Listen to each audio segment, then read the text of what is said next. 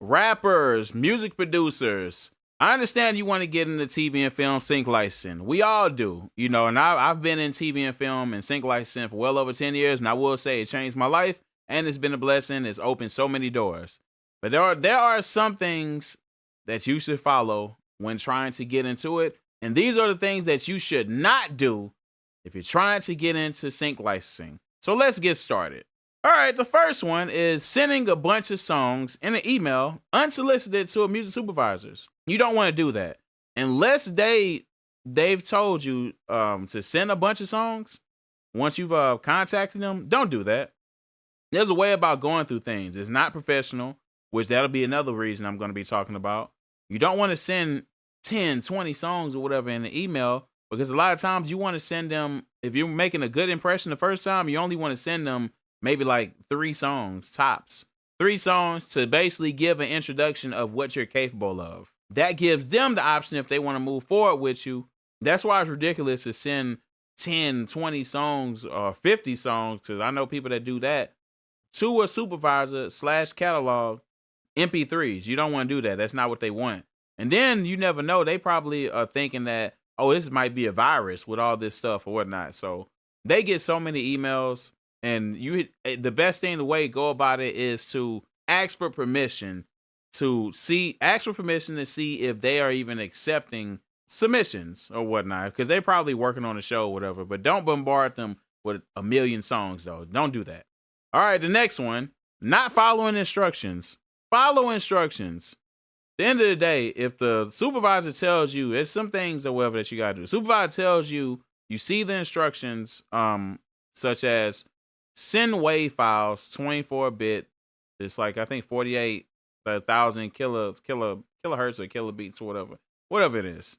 Pay attention to the format that they're telling to submit to you. To submit to them. Also, once you got in good with the supervisor and they send you a brief. They're telling you like, hey, we need pop songs that are happy. Don't send them trap hip hop songs or whatever that has nothing to do with what the brief says, because at the end of the day, now they feel like, oh, he don't follow instructions, he's difficult to work with, I don't want to work with this person anymore. At the end of the day, now you just ruined your chance to get your song on TV. And a lot of times our pride will kick in or whatnot. Let's say, man, they hear your song and they love it, but they say, hey man, can you take that lead out or whatever inside the verse? Like it's I guess it's getting in the way of the song. And if you are so in love with the song and you feel like, nah, I ain't taking this out, I ain't taking that out, nah, the song's good as it is. Would you risk not getting a Disney placement because you didn't want to take one synth out? No. You better take that synth out, follow instructions so you can get that Disney placement. That Disney placement is going to look amazing on your credits. The money up front is going to be great. Why would you ruin that by not following instructions because you wanted to go off your pride? Follow instructions. I can't stress this enough.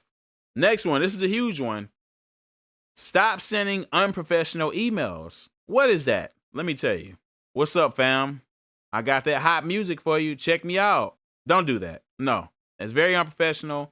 That's not how you talk to somebody, man. There's a certain etiquette you got to speak to whenever you're talking to music supervisors, catalogs, just anyway, any person in general, whenever you're sending emails. Like, stop, check me out. I got these songs. Man, I got songs for that TV show. Put me on. That's the quickest way to get ignored. They don't want to deal with you because in the day you don't know them. So why would you talk to them like they're your homeboy? That is the worst way to reach out to a music supervisor. I myself hate getting emails and messages like that. Put me on, man. Check me out. I got songs. It's like, that's not how you do it. Ask for permission to send music. Be professional about it. Hi, my name is such and so. I see that you did work on this TV show, and I wanted to know if you were accepting submissions. I would love to work with you. I look forward to hearing back from you. Simple as that. Now you give them the option to respond back and be like, oh yeah, I'm accepting submissions. So yeah, do this, this, and this. Now they've given you instructions on what to do because you came off with a professional email opposed to some unprofessional. I'm telling you, being professional whenever reaching out to supervisors will take you so further than being unprofessional. It's not worth it. Trust me. Be professional. All right, the next one is blowing up supervisors' emails once you send the music, like every day. Like, don't do that. Like, blowing up that email, like, hey, you listed the songs yet? Hey, I'm ready to get inside the catalog. I can't wait to work with you. Hey, you did this. Like, every day you're reaching back out to them because they didn't respond to you in the time frame that you thought was good enough for you. You don't know what these people are going through. A supervisor has a life outside of being a supervisor. They got family. They have real life issues they're going through. They're humans.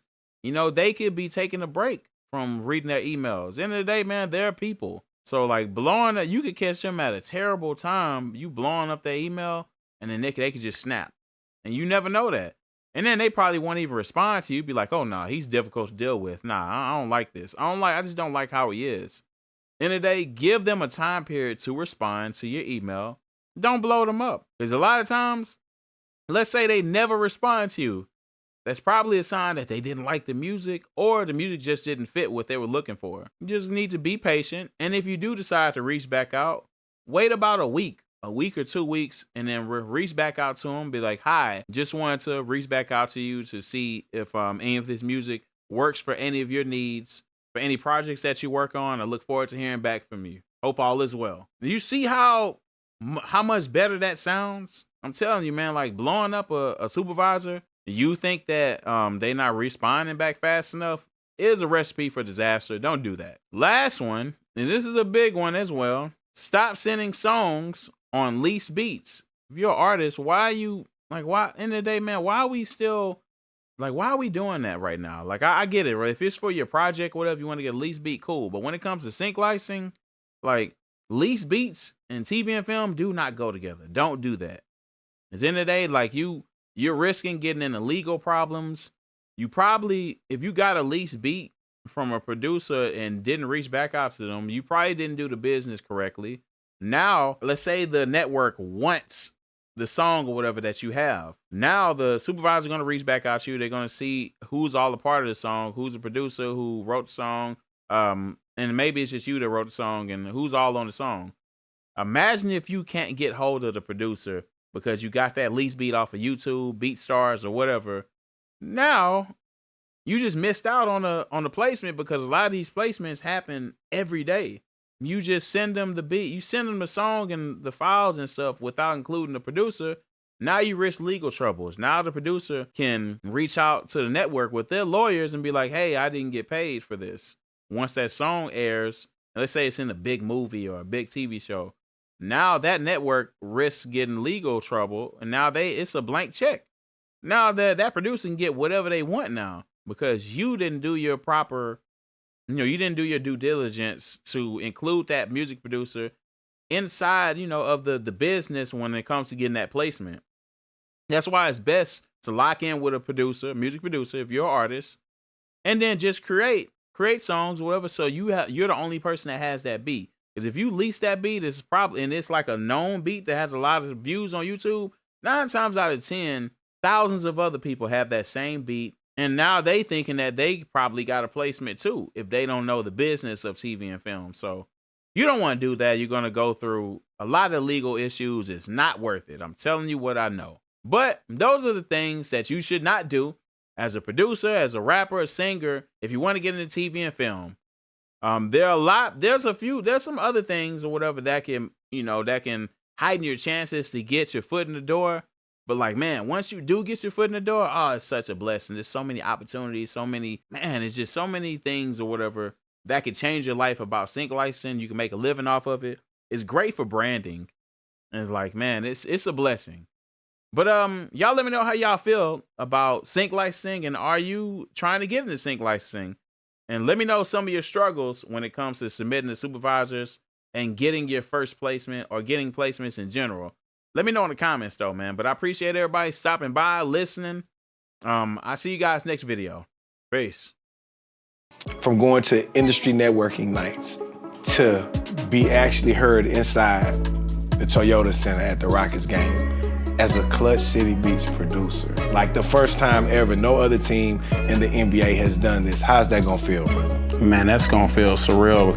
It's my home city, man, hometown, man. I grew up watching the Rockets, man. I got favorite moments being at the Toyota Center. I got players that I used to watch growing up in high school going like, man, like it's just like a dream come true, man. For you, what do you tell that aspiring producer that's watching this video right now that they're like, man, I wanna have opportunities like that. I wanna do dope stuff like that, but I'm just starting. What do you tell them to inspire them to keep going? Never take it personal. Your time will come. But while your time is coming, like don't stop working just because the time isn't here. You have to keep working while people aren't watching. Come on. Because you'll be ready for the moment, be prepared. You guys can come and check it out. You can come here live at the Toyota Center this season with the Houston Rockets, Clutch City Beats. Hey, H-Town, let's get it.